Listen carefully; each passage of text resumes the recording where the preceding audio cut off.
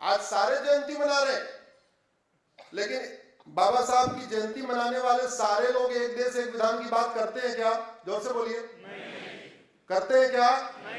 उनको एक्सपोज करने के लिए मैंने आपसे रिक्वेस्ट किया है, 5000 फेसबुक फ्रेंड बनाइए, अपने नाम के लोगों को जोड़िए, फेसबुक पे लिखिए। अपनी जाति वालों को फेसबुक फ्रेंड नहीं बनाना। आप पवार हो तो क्या करते हो? बड़े चालू पवार पवार दोस्त बना लिया, बाकी को छोड़ दिया ना, ये नहीं करना। सिंधे सिंधे एक दोस्त, एक अपना फ्रेंड हो गए, देशमुख देशमुख फ्रेंड हो गए ना भैया, ये नहीं करना।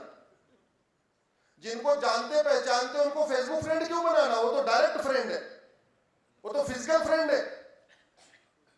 जिनके पास आपका मोबाइल नंबर जिसका है उसको वर्चुअल फ्रेंड क्यों बनाना? वो तो आपका डायरेक्ट फ्रेंड है। अरे फेसबुक फ्रेंड उसको बनाओ जिसको जानते नहीं हो, और अपने नाम के लोगों को बनाओ। फायदा क्या होगा? अब जैसे मिलिंद जी का नाम मिलिंद, अब अगर ये कुलकर्णी बनाएंगे तो फिर तो वही नासिक के महाराष्ट्र के कुलकर्णी मिले। लेकिन अगर ये मिलिंद नाम से फेसबुक फ्रेंड भेजें तो हिंदू भी मिलिंद है, जैन भी मिलिंद है, बौद्ध भी मिलिंद है, सिख भी मिलिंद है।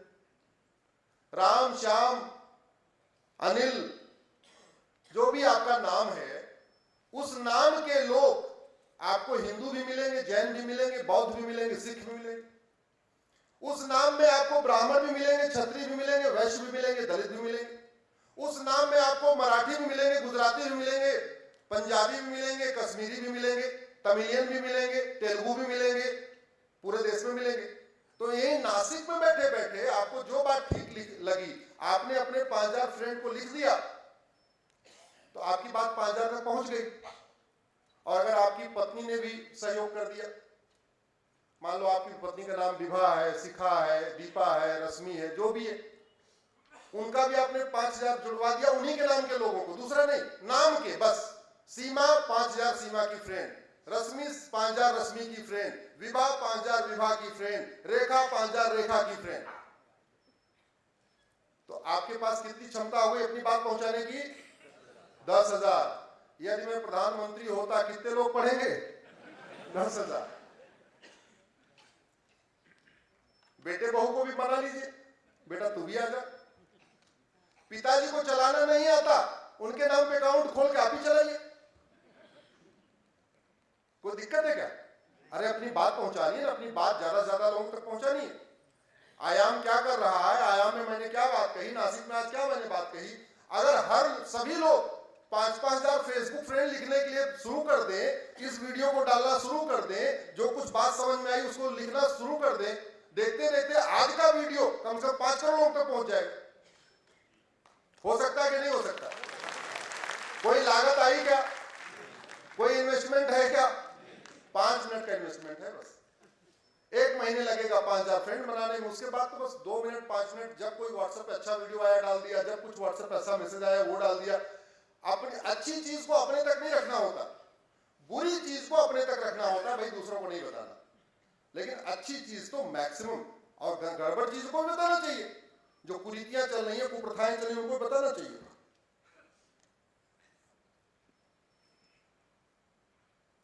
सबसे ज्यादा सांसद कहां है? जोर से बोलिए। भारत में। अरे भारत की बात कर रहा हूं। सबसे ज्यादा नेता भारत में, सबसे ज्यादा अभिनेता, वो पीछे से आवाज नहीं आ रही, सबसे ज्यादा लेखक भारत में, सबसे ज्यादा पत्रकार भारत में, सबसे ज्यादा कलमकार, सबसे ज्यादा चैनल, सबसे ज्यादा अखबार, सबसे ज्यादा यूट्यूबर, सबसे ज्यादा जज, सबसे ज्यादा वकील, सबसे ज्यादा कथावाचक, सबसे ज्यादा धर्मगुरु, सबसे ज्यादा मठ मंदिर, सबसे ज्यादा एनजीओ, सबसे ज्यादा चिंतन बैठक, सबसे ज्यादा ऑडिटोरियम। लेकिन जो समस्याएं भारत में है ये सिंगापुर जापान में नहीं है। घूसखोरी है, कमीशनखोरी है, जमाखोरी है, मिलावटखोरी है, नशा तस्करी है, मानव तस्करी है, सोना तस्करी है, माओवाद है, नक्सलवाद है, जिहाद घुसपैठ है, सबसे ज्यादा है। उसके बाद भी बीमारी ठीक नहीं हो रही है। जानते हैं क्यों? यहां डॉक्टर भी बैठा है क्या? डॉक्टर साहब बैठे? हाँ, डॉक्टर साहब, अगर हॉस्पिटल बहुत अच्छा हो, हॉस्पिटल का डायरेक्टर भी अच्छा हो, लेकिन डॉक्टर गड़बड़ हो, बीमारी ठीक होगी क्या? जोर से बोलिए जरा। हॉस्पिटल भी अच्छा हो, डॉक्टर भी अच्छा हो, दवाई गड़बड़ हो, बीमारी ठीक होगी क्या? नहीं। हॉस्पिटल भी अच्छा, डॉक्टर भी अच्छा, दवाई भी अच्छी, लेकिन दवा टाइम पे नहीं खाया, बीमारी ठीक होगी क्या? नहीं। वैसे ही शासक बहुत अच्छा हो, उसकी सोच बहुत अच्छी हो, लेकिन नियम कानून घटिया हो तो देश सुरक्षित नहीं होता। ड्राइवर बहुत अच्छा हो, कार बनाने वाली कंपनी बहुत अच्छी हो, ड्राइवर भी बहुत अच्छा हो, लेकिन अगर इंजन गड़बड़ है तो यात्रा सुरक्षित होगी क्या? नहीं। ऐसे डॉक्टर अच्छा हो, दवाई गड़बड़ हो, बीमारी ठीक होगी क्या? यहां बहनें बैठी हुई हैं, सब लोगों को खाना बनाना आता ही होगा। आपको खाना बनाना बहुत अच्छा आता हो, आपका तेल मसाला गड़बड़ है, सब्जी सड़ी हुई है, अच्छा खाना बनेगा क्या? नहीं। वैसे शासक बहुत अच्छा हो, लेकिन नियम कानून गड़बड़ हो, पुलिस व्यवस्था गड़बड़ हो, न्यायिक व्यवस्था गड़बड़ हो, प्रशासनिक व्यवस्था गड़बड़ हो, तो भ्रष्टाचार, अपराध, अराजकता कम नहीं होती। आज बाबा साहब की जयंती है, इसके अलावा एक और चीज की जयंती है। 14 मार्च को भारत में कुछ बड़ा हुआ था, याद है किसी को? दिल्ली में हुआ था, होली का दिन था, और जज साहब के यहां नोटों का बंडल मिला था। आगे साल से 14 अप्रैल को तो हम लोग बाबा साहब की जयंती मनाएंगे, लेकिन 14 मार्च को हम न्यायपालिका के लिए काला दिवस मनाएंगे। मुझे नहीं पता वो नोटों की बंडल किसका था। सामान्य व्यक्ति नोटों की बोरी दे सकता है क्या? सही व्यक्ति अपने काम के लिए नोटों की बोरी देगा क्या? जिसकी बेटी का बलात्कार हुआ है वो नोटों की बोरी देगा, या जिसने बलात्कार किया है वो नोटों की बोरी देगा? जिसके बच्चे की हत्या हुई है वो नोटों की बोरी देगा, या जिसने हत्या किया है वो नोटों की बोरी देगा? मुझे नहीं पता वो नोटों की बोरी किसी आतंकवादी की थी, अलगाववादी की थी, कट्टरपंथी की थी, या जिहादी की थी, या मिशनरी की थी, किसी बलात्कारी की थी, या किसी हत्यारे की थी, लेकिन सामान्य व्यक्ति की तो नहीं हो सकती। मेहनत से, ईमानदारी से रहने वाले व्यक्ति की तो नहीं हो सकती। और बेशर्मी देखिए, इतने बड़े बड़े जज रिटायर होकर बैठे हुए, सिटिंग जज ना बोले समझ में आता, रिटायर्ड जज भी बोलने के लिए तैयार नहीं।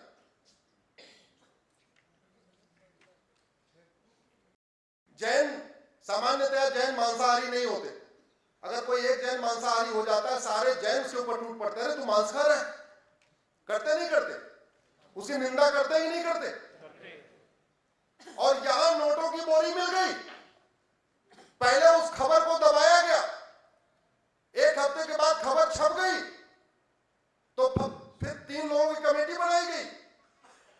कमेटी को केवल इतना देखना था कि हाँ बोरी मिली कि नहीं मिली, और ये बात तो जो गाग बुझाने वाले आए थे वो भी बता देंगे, पुलिस वाले भी बता देंगे। और ज्यादा दिक्कत थी, लाई डिटेक्टर टेस्ट करवा लेते। संविधान इतनी शक्ति दिया है, कुछ भी कर सकते हैं। वहां रहने वाले जो भी स्टाफ है, सिक्योरिटी वाला है, जो वहां पे वॉचमैन है, जो सफाई करने वाला, अरे उनको पकड़ के अपने नार्को पॉलीग्राफ में टेस्ट करा लेते। एक 24 घंटे में पता चल जाता कि बोरी वहां पे किसकी थी। अब बोरी थी भी कि नहीं थी, जो भी है, दूध का दूध पानी का पानी हो सकता था, लेकिन हुआ क्या? नहीं। अच्छा चलो इसको छोड़ दो। भारत में 5 करोड़ मुकदमे इस समय पेंडिंग है। 5 करोड़ मुकदमों के कारण 5 करोड़ परिवार टेंशन में है। अगर एक परिवार में 6 सदस्य मान के चलिए, माता पिता, पति पत्नी और 2 बच्चे। एवरेज परिवार 6 आदमी का होता है भारत में। यानी 5 करोड़ मुकदमे से कितने लोग टेंशन में है? 30 करोड़ लोग। ऑस्ट्रेलिया की जनसंख्या 2 करोड़ है, यहां 30 करोड़ मुकदमों से टेंशन में। कनाडा की जनसंख्या 4 करोड़ है, यहां 30 करोड़ मुकदमों से टेंशन में। रूस की जनसंख्या 15 करोड़ है, यहां 30 करोड़ मुकदमों का टेंशन में। अमेरिका की जनसंख्या के बराबर लोग भारत में मुकदमों के कारण टेंशन में है। कभी आपने सुप्रीम कोर्ट पे इस बात पे चर्चा सुनी क्या भारत में जस्टिस विद इन ईयर होना चाहिए? सुना आपने? होना चाहिए था कि नहीं? दुनिया भर का लेक्चर दे रहे, अमेरिका घूम रहे हैं गर्मी की छुट्टियों में, ठंडी की छुट्टियों में कहीं और जा रहे। जौनपुर जिले में एक मुकदमा चल रहा है, 10 बीघे जमीन का मुकदमा। 1985 से शुरू हुआ, 2025 आ चुका है, 40 साल बीत चुके। मुकदमा भी अपने सबसे नीचे स्टेज पे है। उसको चकबंदी अधिकारी बोलते हैं, कंसोलिडेशन ऑफिसर कहते हैं।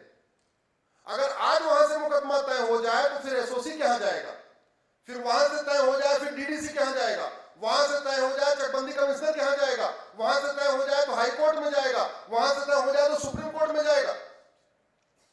40 साल में 400 तारीख मिल चुकी है, लेकिन मुकदमा जहां से शुरू हुआ वहीं रुका हुआ है। और करना क्या था? केवल यह देखना था कि जिसकी जमीन है वो 31 मार्च को मरा कि 2 अप्रैल को मरा।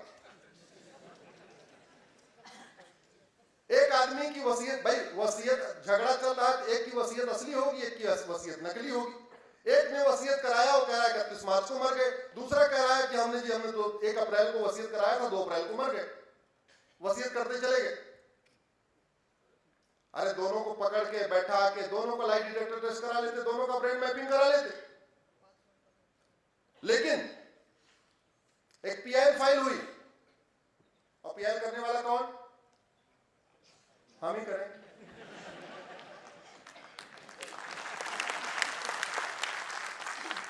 हमने कहा भारत में नार्को पॉलीग्राफ ब्रेन मैपिंग अनिवार्य करो। अरे बाकी कॉमन मैन का नहीं, कम से कम आतंकवादियों का, अलगाववादियों का, देशद्रोहियों का, जासूसों का, गद्दारों का, मक्कारों का, इनका नार्को पॉलीग्राफ ब्रेन मैपिंग अनिवार्य करो। फैसला आया, हमें कानून बनाने का अधिकार नहीं। अरे हद हो गई भाई। जहां आप मुकदमा 3-3 महीने के अंदर डिसाइड होना शुरू हो जाएगा, आप कह रहे हो हमको अधिकार नहीं। Right to justice fundamental right है, और राइट टू जस्टिस को इंश्योर करना ये सुप्रीम कोर्ट का काम है। लोगों को साल भर में न्याय मिले, ये सुप्रीम कोर्ट का काम है। और हमारे देश में जस्टिस सिस्टम क्या था? कौटिल्य का जस्टिस सिस्टम था, राजा विक्रमादित्य का जस्टिस सिस्टम था। ऐसे बहुत लोगों ने अपना जस्टिस सिस्टम रखा हुआ है। मुझे 2 लोगों का जस्टिस सिस्टम सबसे अच्छा लगता है। उसमें एक है छत्रपति शिवाजी महाराज और दूसरी है रानी अहिल्याबाई होलकर। छत्रपति शिवाजी महाराज के समय जुडिशियल सिस्टम क्या था आपको बताता हूं। मुकदमे ज्यादा कम ही होते थे। जो विवाद था, जो डिस्प्यूट था, उसका कैटेगराइजेशन था। पहली कैटेगरी थी जस्टिस विद इन आवर, कितनी देर में फैसला होगा? 1 घंटे में। दूसरी कैटेगरी थी जस्टिस विद इन डे, कितनी देर में फैसला होगा? तीसरी कैटेगरी थी बहुत एक्सेप्शनल केस हो, बहुत ज्यादा कॉम्प्लिकेटेड केस हो, तो जस्टिस विद इन वीक, कितने दिन में फैसला? और हाई एक्सेप्शनल केस हो तो जस्टिस विद इन मंथ, कब तक फैसला? और छत्रपति शिवाजी महाराज के समय जो सबसे जघन्य अपराध था वो था देशद्रोह, और दूसरा था भ्रष्टाचार। सबसे ज्यादा देशद्रोहियों की सजा कुछ अलग ही थी। वो किले के पीछे आप लोग पता ही होगा, खाई थी, उसका सीधे इलाज वही होता था। लेकिन देशद्रोहियों को भी, भ्रष्टाचारियों को भी फांसी दी जाती थी। लगभग यही सेम जुडिशियल सिस्टम रानी अहिल्याबाई होलकर का भी। भ्रष्टाचार पे कोई टॉलरेंस नहीं था। क्यों? उनका यह कहना था व्यक्ति बाकी अपराध तो अनप्लान्ड वे में कर सकता है, जल्दीबाजी में कर दिया, बिना सोचे समझे कर दिया। दो लोग जा रहे थे, किसी बात पे गुस्सा हो गया, एक दूसरे से हाथापाई हो गई, गला दबा दिया, पहले से प्लान नहीं था, एकाएक झगड़ा हो गया। तो उस समय जुडिशियल सिस्टम ये था कि एक बार जो हत्या है ये भी माफ करने लायक है, क्योंकि ऑल ऑफ सडन गुस्सा आ गया। लेकिन भ्रष्टाचार ऑल ऑफ सडन नहीं होता, पूरी प्लानिंग के साथ होता है, सोच विचार के साथ होता है। इसलिए भ्रष्टाचार में कोई माफी नहीं, सीधे सीधे फांसी। और आज 2025 में हमारे थाने भ्रष्टाचार के अड्डे बने हुए। चर्चा हो रही है क्या कभी इस पे? विधायिका, कार्यपालिका, न्यायपालिका, खबर पालिका में पुलिस रिफॉर्म होना चाहिए, पुलिस व्यवस्था बदलनी चाहिए, 1867 का अंग्रेजी कानून खत्म होना चाहिए, पुलिस चार्टर लागू होना चाहिए, 1 घंटे के अंदर FIR होनी चाहिए, 1 महीने के अंदर जांच होनी चाहिए। इस पे कभी चर्चा सुना आपने? संसद में सुना, विधानसभा में सुना, अखबार में लेख आया, टीवी पे कभी सुना? नहीं। तहसील भ्रष्टाचार का अड्डा बना हुआ है। जो डॉक्यूमेंट चाहिए 3 से 4 हजार में तैयार हो जाएगा। डिस्ट्रिक्ट कोर्ट में न्याय बिक रहा है, बस खरीदने वाला चाहिए। हाई कोर्ट तक बिक रहा है। पहले लोग नहीं मानते थे, इसलिए पिछले 14 मार्च को होलिका माता ने कहा तुम लोग नहीं मानते, लो हम दिखा रहे थे। बोले जो लोग नहीं मानते लो बोरी देखो। न्याय बिक रहा है, और यह उस भारत में बिक रहा है जहां की न्यायिक व्यवस्था की चर्चा पूरी दुनिया में होती थी। क्यों? क्योंकि हमने इस पे काम ही नहीं किया।